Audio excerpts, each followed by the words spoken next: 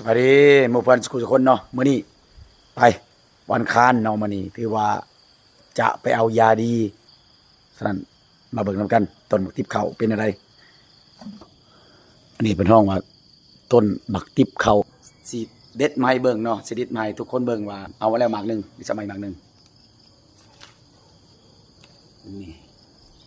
มาแล้วบานนี่เอามาแล้วจุ่มหัวใส่กันนี่นี่เด้ค่ายบ่ติบเขาไผบ่ค่ายคอมเมนต์มา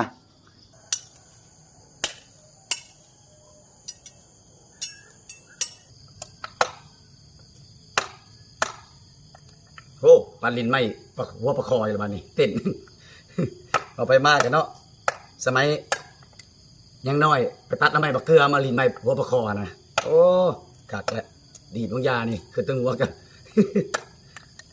นานมันจะไปแล้วนี่เห็นบ่